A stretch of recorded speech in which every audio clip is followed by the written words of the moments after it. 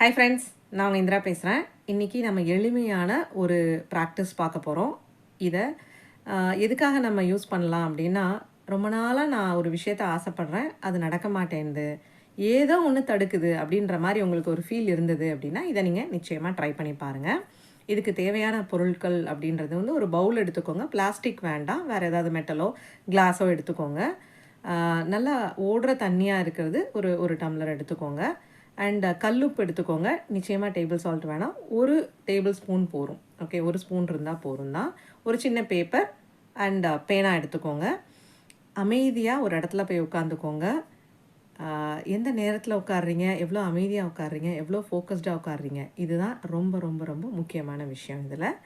And நீங்கள் உட்காந்து நல்லா உங்களை ஃபோக்கஸ் பண்ணி நல்லா ப்ரீதிங் நல்லா பெருசாக எடுத்து விடுங்க. ஒரு பெரிய மூச்சுகளாக ஒரு 10 மூச்சு எடுத்து விட்டுட்டு ரொம்ப அமைதியாக ஒரு இடத்துல உட்காந்துட்டு கொஞ்ச நேரம் உங்களை கவனிங்க, உங்கள் மூச்சை கவனிங்க. அதை முடிச்சுட்டு உங்களுக்கு என்ன வேணும், எது உங்களுக்கு சந்தோஷத்தை கொடுக்கும்.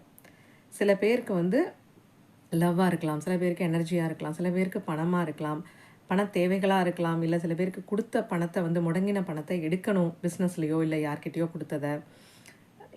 என்ன விஷயமா இருந்தாலும் அதை பற்றி உங்களுக்கு எண்ணம் வருது அப்படின்னா அதை யோசித்து எது நடந்தால் உங்களுக்கு சந்தோஷத்தை கொடுக்கும், நீங்கள் மகிழ்ச்சியாக இருப்பீங்க அப்படின்றத நினச்சிக்கோங்க. நினச்சிட்டு அந்த பேப்பரை எடுத்து எழுதுங்க. உங்களோட பேரை எழுதுங்க. உங்களோட பேரை எழுதிட்டு கீழே வந்து ஒரே ஒரு சின்ன குறிப்பு, நீங்கள் என்ன கேட்குறீங்களோ அதை வந்து எளிமையாக உங்களுக்கு புரிகிற மாதிரி ஒரு சின்ன வாக்கியமாக எழுதுங்க. ஃப்ரேஸாக எழுதி முடிச்சுட்டு அதை மடித்து வச்சுருங்க. வச்சுட்டு இப்போ நீங்கள் வந்து தண்ணி எடுத்து அந்த பவுலில் ஊற்றுங்க. இது பண்ணுறப்பெல்லாம் ரொம்ப அமைதியாக ஃபோக்கஸ்டாக இதில் மட்டுமே இருக்கணும். எதை பற்றின சிந்தனையும் கூடாது.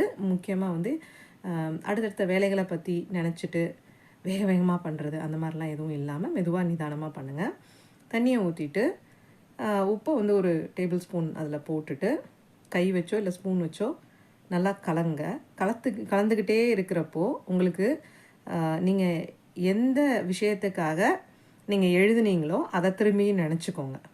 என்ன விஷயம் நடக்கணும்னு நினச்சிங்களோ அதை திரும்பி நினச்சிக்கோங்க. பொறுமையாக இதை பண்ணுங்கள். அது கலந்து முடித்தோடனே இந்த பேப்பர் மடித்து வச்சுருக்கிற பேப்பரை எப்படி வேணால் மடித்து வைக்கலாம். ஸோ அதை பற்றியெல்லாம் எதுவும் இது கிடையாது. அந்த மடித்து வச்ச பேப்பரை அதுக்குள்ளே போட்டுருங்க. போட்டுட்டு ஒரு 5 to 10 மினிட்ஸ் அங்கேயே உட்காந்துக்கோங்க. கொஞ்சம் கவனித்து பாருங்கள். அண்ட் அதுக்கப்புறம் நீங்கள் என்ன பண்ணலான்னா, இதை அமைதியாக ஒரு இடத்துல எடுத்து ஒதுக்குப்புறமாக வச்சுருங்க. ஒரு 24 மணி நேரம் அப்படியே இருக்கட்டும். அதுக்கப்புறம்